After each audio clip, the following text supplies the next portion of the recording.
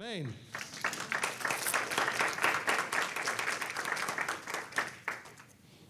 All right. Awesome. But only if you get anything out of it that you actually use. All right?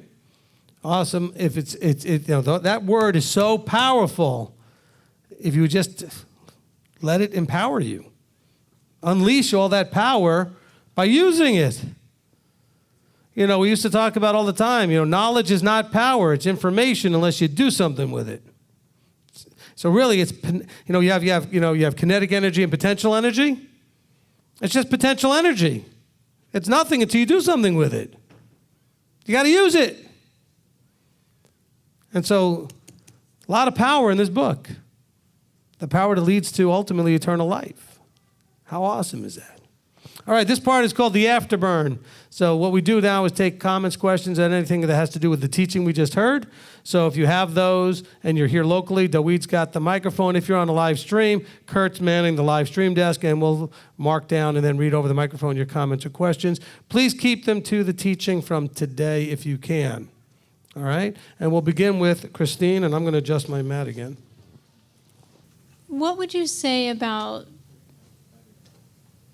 I'm trying to think of my question, I guess. So how would you explain everything you just did to someone who is dealing with an addiction of multiple sorts?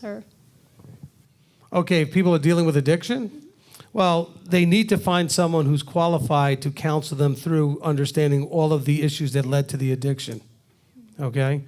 Addictions are all the same on one level, is that they're all escapes. Okay? So we need to understand what they're escaping, what they're not dealing with. Okay? Because addictive behavior tends to be a way of finding a place you can go or something you can do to escape from something. Okay? Whether the addiction is something like, even like people doing something as benign as, either binge watching movies or playing video games, really it's so that they don't have to deal with something else. And so we want to first have somebody there, and they have to go find someone qualified who can work with them to understand where is the cause of the needing to run away or escape or avoid. All right? I have several more questions, but I think that would be for another conversation. Okay, we can have another conversation. So realize sometimes tying the question directly to the teaching doesn't work out as well as you might want it to because it's not as directly related. We have to remember that sometimes there are things that we have to, a lot of the time, look, I can interrupt myself 3 times in the same sentence. Is there a world record for that? Okay. Look, the bottom line is we are not designed to do this on our own. We're supposed to have coaching, mentoring, discipling, counseling, help. Okay? And so, and in the framework, Daweed said accountability. In the framework of that comes accountability also. But I'm saying is, we're not designed to do this by ourselves. Read throughout Scripture, and you see it everywhere. We're not designed to do this by ourselves. And so you need mentoring, coaching, discipleship in that process. So whatever you're dealing with that is not conducive to this process, like addictions, then you need to go find help. You got to find someone who's qualified to help you through that process, not just in overcoming the addiction, but in overcoming and understanding why you were there in the first place. What was the addiction doing for you? You were probably avoiding or running away from or using it as pain management, some sort of emotional or physical pain. So you're trying to deal with something you're not dealing with. And so we go to drugs, we go to things that take up tons of our time or whatever it is because it's a way of avoiding, running away, or escape. Now, some of us have more addictive personalities than others, but it's funny, I can promise you, if I analyze your life, you have your addictions. Everybody does. But if it's not the standard main things that people think of, you don't think of yourself as addicted. But I could find out if you're on level 300 of any game, you're addicted. But you don't think you are. Oh, the commitment to get to level 300 of a game. I've had some people tell, somebody would say, I just started playing this game and I thought I was doing good. I'm on level 50. Oh, yeah, I'm on level 287. What do you do with the rest of your life? You're addicted, okay? And so we can do that in lots of areas. We can get addicted to almost anything, and it's a way of dealing with something that we don't want to deal with. So really, it's a way of not dealing with something. All right? Okay, who's next? Okay, Steve, go ahead. What we've talked about today reminds me, makes me think of like if somebody gave us a bunch of seeds and we never put them in the ground. They're only going to make a difference when we put them in the ground and cultivate them. Right. And actually, I think the last part of what you said is the most important part. You could take the seeds home from the store. Okay, they're not going to do anything. You could even put them in the ground, and they're probably not going to do a whole lot. You're going to have to pay attention to them, cultivate them. You know, you might have to take some of the weeds out. You may have to make sure they're watered in case there's not enough rain. Whatever you're doing will need some attention. So we come from a place where we're being told you do something once and then it's all done. Or you don't really have to do almost anything, but you just do this one or two little things and then it's all done. No, it's a persistence in doing that's going to make all the difference. So, Steve, that's a great example, good analogy. Back to Christine, who's thought about it some more and has another question anyway. Yes. Stand up. Thanks. So I guess trying to bring my question, back to the teaching. So what I've heard from other counselors in the Christian church is that when you're dealing with like addictions or certain lifestyles, that it's considered a type of work, and that it's like idolatry, basically. So I guess my question is, and this is a tough question for some people who might be hearing it, but when someone's dealing with those works, I guess. Well, their term is wrong, so to continue going forward, it's already a wrong. Yeah, no, their term's already wrong. So saying when they're dealing with that, it's not a works thing. Mm-hmm. Now, everything you do is works, okay? But they're wanting to try to connect it to something spiritual, like it's idolatry or it's this or it's that. Well, no, first and foremost, it's an avoidance, it's an escape, it's something like, it's whatever, it's that kind of a thing. Okay? So the weak part of it, look, if you're drinking and you're an alcoholic, is because when you're drinking, you're escaping, you're avoiding. If you're into pornography, if you're into drugs, if you're into video gaming, if you're into gambling, it doesn't matter, whatever it is, it's a lust that has you doing it to some degree, because some of those things are wrong to do, period. Some of them are not wrong to do, except that you do them out of balance. But the thing is, the reason you're doing it, all of the addictive things, when you use the word addictive, is because you're doing whatever you're doing at the minimum out of balance. It's because you're running away from and avoiding something. You're not dealing with some level of emotional or physical pain in the way you need to, so this is a way to escape it. Now, if you want to start using the word works, that's where Christianity really gets themselves into all kinds of hot water, because they use it as a term that's against Torah observance or some sort of breaking of the law. Like somehow works is a bad thing. Works is just doing. Everything is works. There are good works and there are bad works. Works in itself is not anything. It simply means it's what you do. It's the visible fruit of something else going on in your heart and your head and in your system. It's the actions you take. Okay? So to use works as sort of a default, meaning it's good or bad or this or that, misses the point. All right?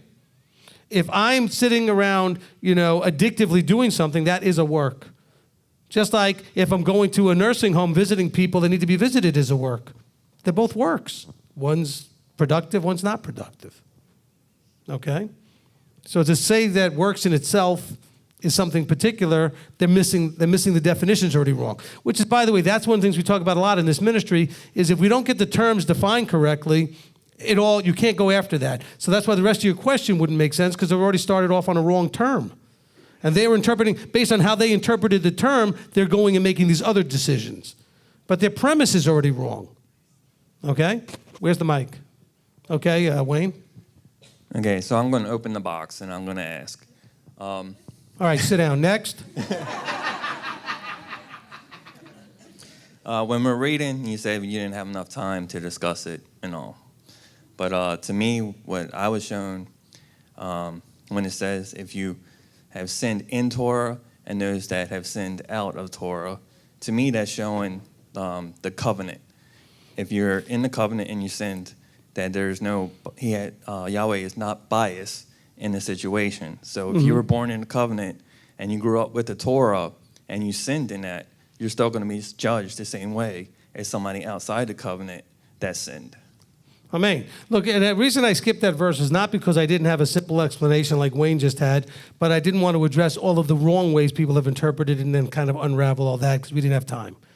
Okay, but that's a very good explanation and understanding. Okay, because that verse doesn't need to be understood to get to the next verse, which is consistent with the whole point that was going on in Romans, which was that we're going to be judged according to what we do, and there is no partiality with Elohim. And that basically it's not just the hearers, but the doers. It's all about the doing. It's just consistently tying up the package with a nice bow, saying, look at that. It's still about doing. By the way, the key part being that declares you right. And that's a declaration by who? The judge. You want to find out the judge is going to declare you right or wrong. And so that's what he's trying to tell us there in those verses. And another teaching we'll get much more into when we start dealing with things in Hebrews, in Romans, and in Galatians, and tying on some of these things that are all complicated about people talking about under the law, not under the law, those with the Torah, those without the Torah, those who are law unto themselves, and all. That's a whole different thing, okay, that I don't want to, it's incorporated obviously in that section, but that's not something I wanted to unravel, just that one verse. And I've told you guys that in the past that, I appreciate your patience in not expecting that as we're reading something that I have to stop and unravel every little thing that pops up, because then we'll never get anywhere, okay, as far as the main point that we're trying to make. So I don't think not dealing with that verse changes the context at all, which is what, we were trying to make sure we stayed in the context. Consistently through the whole place, it was understanding that what you do is going to bring a result, a reward. And so based on what you do and based on that reward, it's going to be not the hearers only. Hearing, he's saying, look, hearing is not enough. You're going to have to do it. And so I don't know why the hero Paul of the mainstream church is actually allowed to be such a hero when he seems to talk a lot about doing and about your works, and that you're going to be judged according to them. 2 Corinthians said that. We read that in Romans, it said that. He says it a couple of places. He's expecting us to do. And he wants us to expect that we're going to be judged according to that. It's pretty important stuff. Who's next? Thank you. This was just a great message for stirring up fear of Yahweh. Thank you so much. I appreciated that you brought up Pharaoh, because as you were speaking, it occurred to me that the fear of Yahweh is truly a favor and a gift. And that when Father looked on Pharaoh's heart, he saw that rebellion and that stubbornness. Of course, Pharaoh had deluded himself that he was God on earth anyway. But there was a point at which he went over into total insanity. His servants were begging him, let them go, the land is totally destroyed.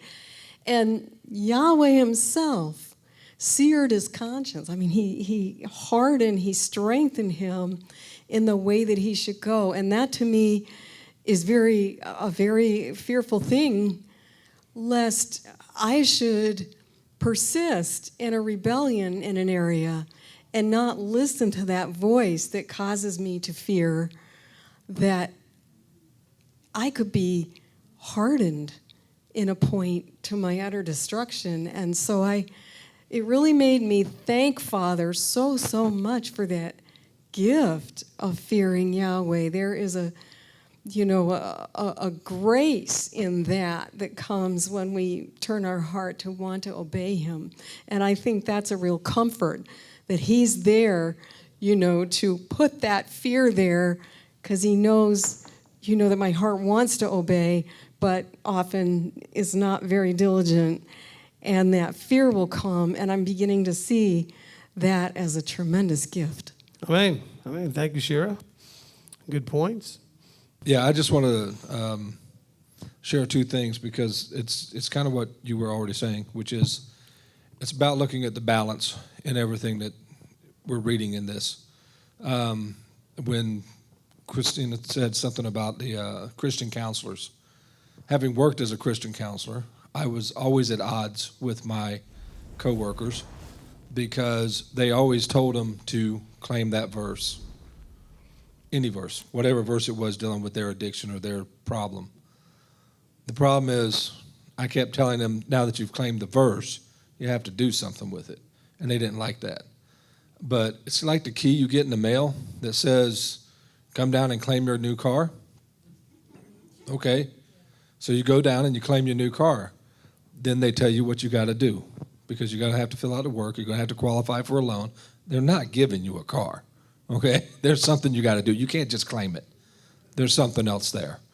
But they never want to say that part.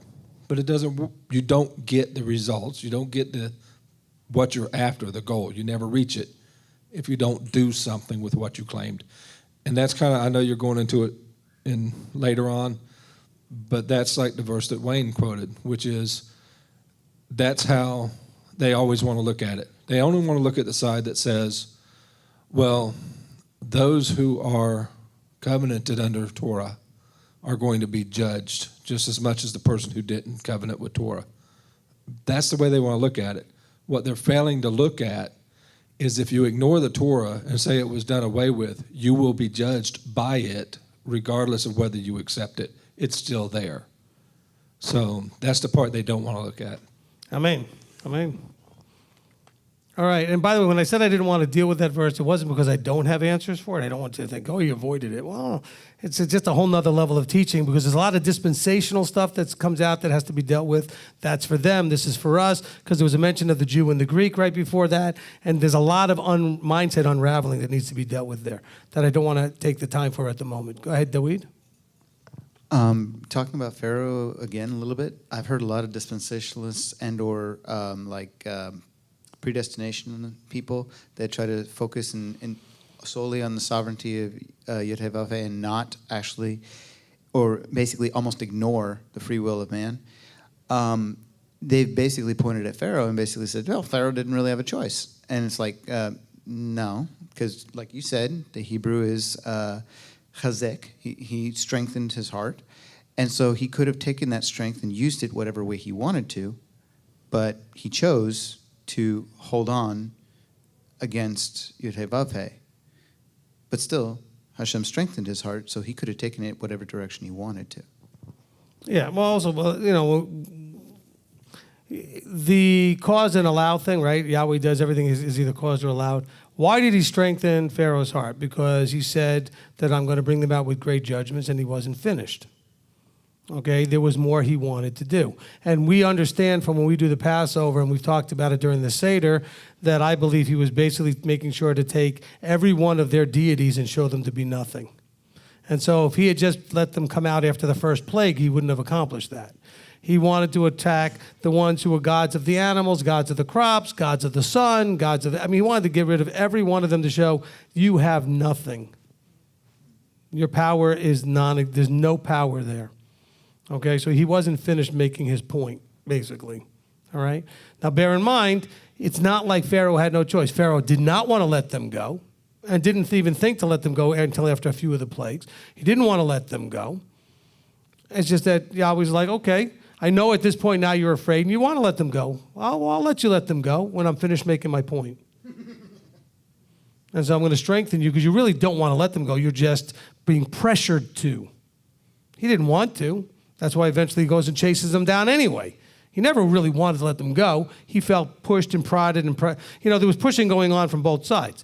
And now he says, no, I'm going to strengthen you in what you really want to do because I'm not done. Because you really don't want to let them go. All right, next question, anybody? Okay, Colin has a question. Rabbi, could you please clarify Matthew 19:28, which states, you follow me and you will all sit on 12 thrones, judging the 12 tribes of Israel. How can we judge with him?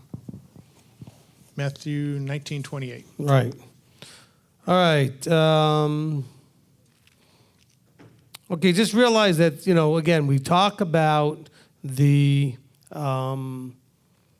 issue and problem of people taking what's in Scripture and not, maybe I don't know what the right word is, properly discerning what is universal and what is specific to certain people.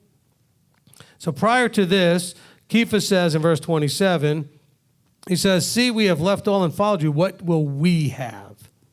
Okay, speaking of him and the rest of the 12. He says, well, you're going to sit on the 12 thrones and judge the 12 tribes. Now he says, everyone else who has left is going to receive 100-fold. It doesn't say they're going to sit on thrones and judge anybody. Okay? He says, but you 12, in case we're not clear, you get to judge. He said, but everyone who's left houses, brothers, sisters, fathers, mothers, etc., for my name's sake, shall receive 100-fold and inherit everlasting life. So this is what everybody gets, but this is what you 12 get. Okay, we just got to be careful sometimes when things are said, they're not for everybody. Not everything that is in here that comes down from on high is for everybody. You know, when Yahweh told, Sarah that she was going to have a baby, that doesn't mean every woman can say, well, see, he promised me a baby. No, he didn't. He promised her a baby. Okay?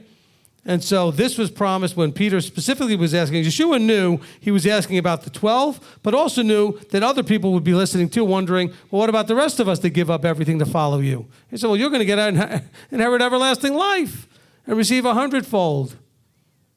But these 12 are going to be sitting on the 12 thrones judging the 12 tribes. And so that's hopefully the answer for Matthew 19. Next question.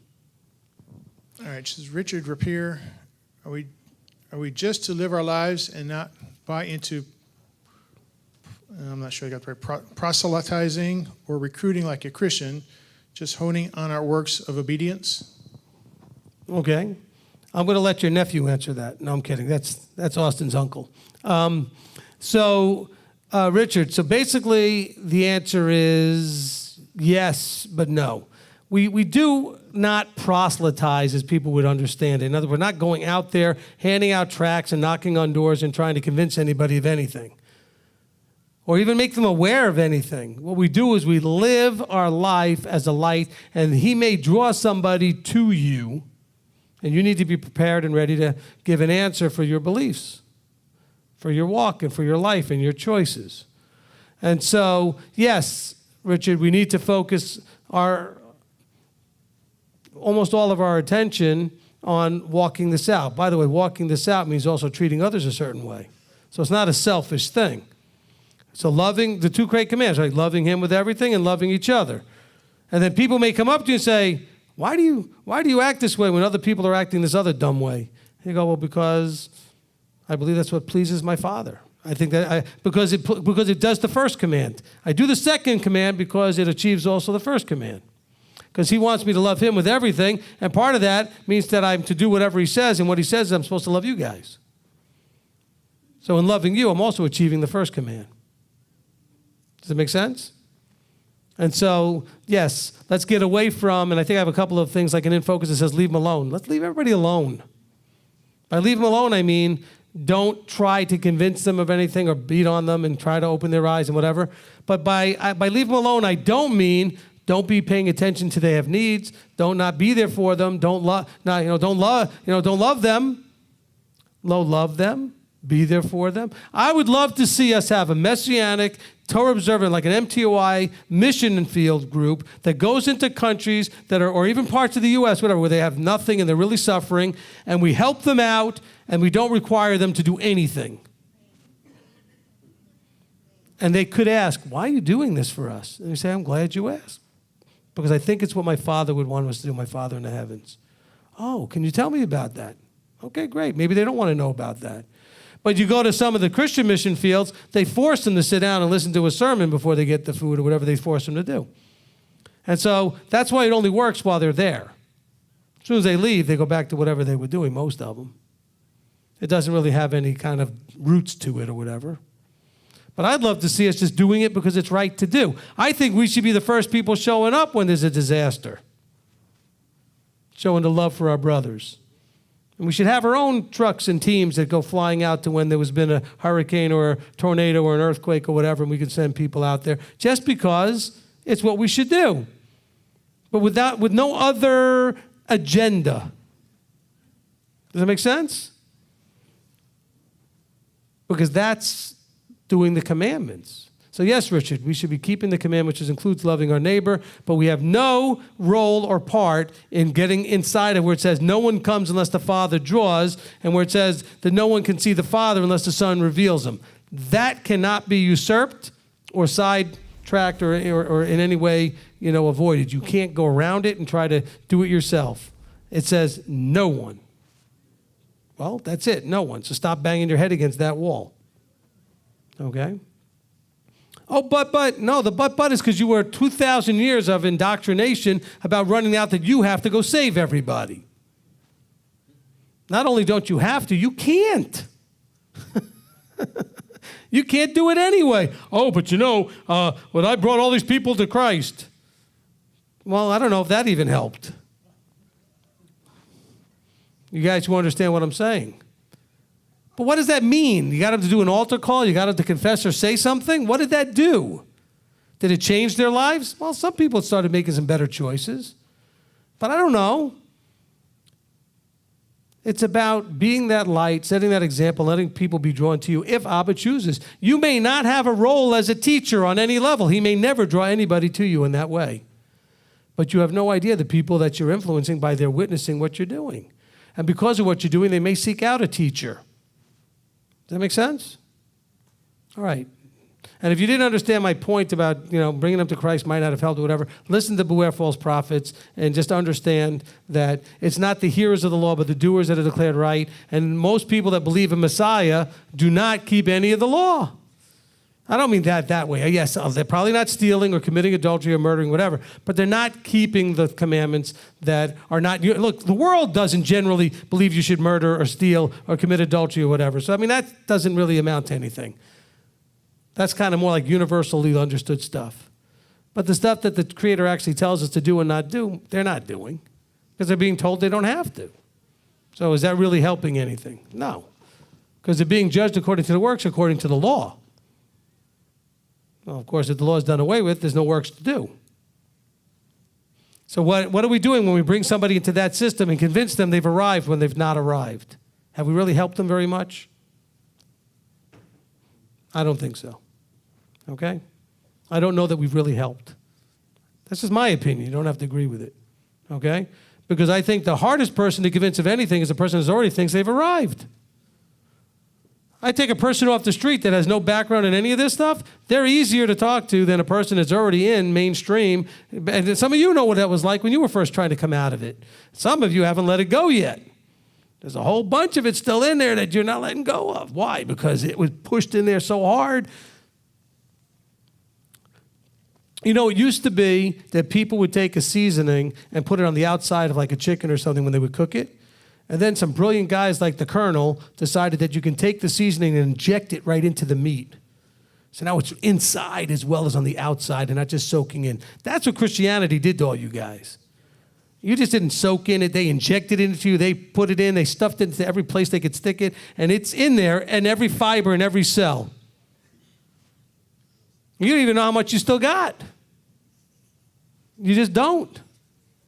Remember, this is not like 5 minutes. 2,000 years of this for the most part. Very quickly after the first century guys were pretty much martyred and sent into hiding. And that's a long time. What else you got? Now that I just stirred all of that up. Well, this is from Leanne. That's okay. I got my coin, so I'm good. No. I don't know if this is more of a statement or a question. It says, if someone has sinned if someone has aimed an act or acts of intentional malice at us, if they're not doing it at us, then to whom are they perpetrating the action?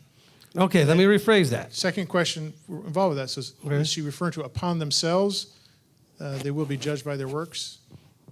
Yes to the second part. I got to explain the first part. Okay. If I walk over to Manny and spit on him, I actually spit on Manny. I did that to him. He does not have to receive that, though, as being personal. He could receive it as like, wow, that person who spit on me must be like crazy or something.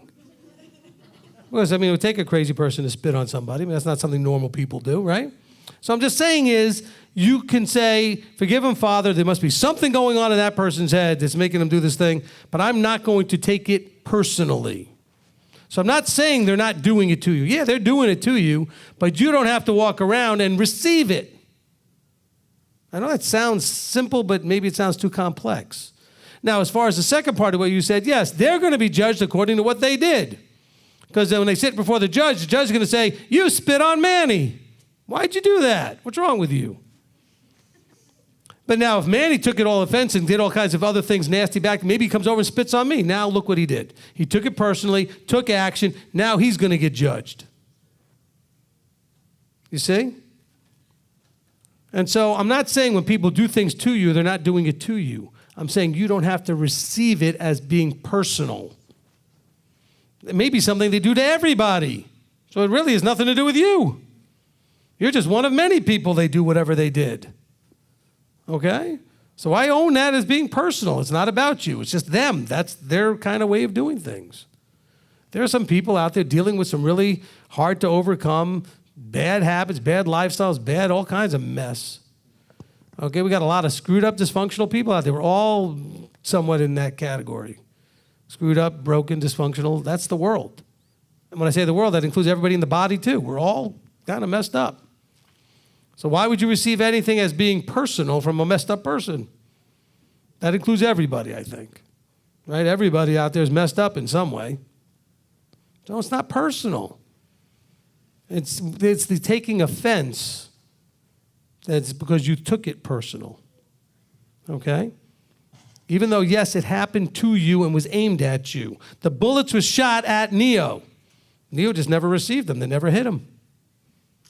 He chose, with the power of his mind, the way that movie worked, not to receive the bullets. So they just never hit him. And so it's that simple. Okay. Anything else? This goes back to your last question, or your answer to your last question. So Beverly wants to know, so we don't need to be disciples like Yeshua's disciples? No, we do need to be disciples. Okay, but what he's saying is that those specific 12 that he handpicked, that he personally trained face-to-face and lived with, they get this very important role of judging the 12 tribes. All of us are required to go through a process of discipleship. That's how we become changed into what he is by someone who mentors us through the process. Matthew 28, what does it say? I want you to go out and make disciples of the world. Okay? That doesn't mean that when you go out, you're just going to disciple everybody you run into. You're going to go into a town sometimes and nobody's going to receive you. You're going to leave and go to another town. You're looking for those that when you're there, Abba is calling them, drawing them, opening their eyes, and bringing them to you. And so it's not just let's go and force ourselves, which is what Christianity tried to do. That's what, a lot of these groups try to do. Islam's doing that now, trying to force themselves on people. He says, no, just be available. Go out there. Now, they may stand up on a box in town and start talking, just say, hey, anybody out there interested in this? This is what we got. And by the way, that's different than going to people personally and knocking on their door. Okay? You can go rent a space and put up a sign and say, hey, we're having a meeting. Anybody's welcome to come. I'm not against that necessarily. That's not the same thing as going and imposing yourself on people. Thinking that somehow if you don't do it, they're doomed. And by the way, some of you have heard that when you were raised in Christianity, that if you don't do it, basically there are people that are not going to get in because of you. Am I making that up or did you hear that? Okay? That is evil. To make people feel, I know people have told me of people they know that have committed suicide or tried because they felt so guilty that they weren't doing enough. Putting that kind of pressure on you, that is so wrong on every level. But that's going on out there. When Scripture tells you it's not your job. It's not your responsibility. Your responsibility is to walk this out and be a light. That goes all the way back to Exodus 19, where they were supposed to be that light on the hill. Okay, when they started with that agreement and they go forward and you hear them describe that they're going to be that light. City on a hill. That people would then be drawn to and say, how come you guys have all this? Oh, I'm glad you asked. I'd love you to know so that you can have it too. By the way, that's the first thing I tell them. By the way, you can have all this too. Because they may come to you and say, why is everybody running around like all hell is broken loose, like chickens without a head, and you're all calm and seem okay? I'm glad you asked. By the way, there's a way you can have that too. Now, of course, if you're running around just as, messed up as everybody else, then you're not being a light at all. But people might start noticing your language is different than the people that are throwing bombs off every other sentence, you know? Because you don't, maybe you used to talk like that, now you don't. That really makes a big impression, by the way. If you used to be that way and then you stop, whatever it is that you used to do, they'll start asking, you okay? What's going on? I noticed that you don't do this anymore. I'm glad you asked. If you're interested, I could tell you this because of I've changed certain things about what I believe. And it's changed my whole life. Oh, you got all that. I don't want. Okay, so don't tell them anything. Because you probably get that reaction from most people. But you never know. You might find somebody says, really? Because I'm tired of my life. You got a way that works? I might be interested in hearing about it. That could happen. But you got to be ready then to share with them. Okay, now if you're sharing Messacostal, Messabaptist, whatever, then you're not sharing what you need to be sharing. You got to get that other stuff out. Because that's just messed up, as somebody would say, okay? Okay, Sungwon? Yes, I'd like to know what I did is similar, like, I inviting my friend to our house, and we have, talk about it, evangelism, We talk about, this lady was Buddhist. She just closed ears and he just like this. So I say, I just simple to explain to this. I say, if you believe, you go up. You don't believe, you go down. I mean, I just say, then they talk about me and she's too strong and talk about bad things for me. Did I do well, look, wrong? The thing is, it's not that it's wrong. It's no point to it because all you're going to do is bang against somebody who's not going to appreciate you trying to change their mind. No, in between, we talk about a lot of things, Yeah. but I'm just pointed that way, because I... If you can have a conversation with anybody and it doesn't get out of hand, it doesn't get ugly, have the conversation. There's nothing wrong. I'm not saying it's wrong to do these things. I'm saying is realize it's not your responsibility or job to change anybody's mind or to show them anything because that's his job, okay? Now, I mean, I've had really great conversations about this stuff with my father. My father has no interest in doing any of it, but sometimes he's just curious to understand what we're doing and stuff, and so I can have a lot of long conversations with him. It's not going to bear any fruit necessarily, but he plants some seeds. But the thing is, there are people that are just interested and curious, and you can have all kinds of great conversations. I have an atheist friend of mine. We have wonderful conversations. We do. He sometimes really, doesn't understand, well, why do you do this then? And why do you do that? And why do you, and we can have those conversations. It's not doing anything at the moment. Neither one is convincing either of us, and we're not trying to. So as long as it's peaceful, sure, have the conversations with people. But you shouldn't be thinking every time you're with everybody. I mean, I know some people that can't get in line at the store without having to try to find a way to start up a conversation as they're talking about Messiah or Torah or whatever you want to. Leave people alone unless that actually comes up in some sort of reasonably normal way, okay? You don't have to find a way to get out there and turn this into somehow always talking about him. Live it. Be a living testimony. The problem is you're not doing that, but you want to talk about it. Stop talking, start living. Okay, but a lot of you are talking better than your walk is. Okay, talk less, walk more. That will speak louder, volumes louder than whatever you could possibly be saying with your mouth. All right? No, someone, go ahead if you have more. No, church's time was everybody trying to be, get that person, kind of forcing, I know that, but we have a lunch and a very nice conversation. And she turned around, she just keep going, and the Buddhas. Yeah. That's why I said, well, the simple is you believing, go up, and you don't believe in, go down. That's all. Yeah, but that doesn't make any sense to a Buddhist because the Buddhist thinks if I believe, that means that when I die, I'm just going to be reincarnated and do it again. Okay? And so you're not. There's no meeting of the minds here. You guys are not speaking anything where there's any kind of an actual conversation. Okay? And so I don't waste time with that. I don't waste my time with that. If the conversation is not going to be productive, then I talk about something else. Okay? But it's like he also says, don't lay your pearls before swine. And I'm not saying to pick on the people and call them swine. What I'm saying is that, in other words, what point does a pig need with a pearl is what I'm saying. Okay? It's not going to do anything. There's no purpose to that. So why would I share something that's of value that I understand with someone who can't receive it? So I'm not trying to mock them or pick on them. It's not their fault. He's got to open their eyes on his timing and everything else. So I just talk about things that we have in common. We might have music in common or sports in common or talk about politics. We could talk about 50,000 other things. We don't have to talk about this. Okay? Because once you realize you're not getting anywhere, why keep going? All you're going to do at some point is hurt your friendship and your relationship. And that's not necessary unless it's necessary. It's necessary if the relationship is based on them wanting you to do something that breaks Torah and you don't want to do it. That may cause a break in relationship. But just when you're having social talking and because you have to kind of talk about what and you feel like you need to talk about it, why do that if they're not interested? Yeah.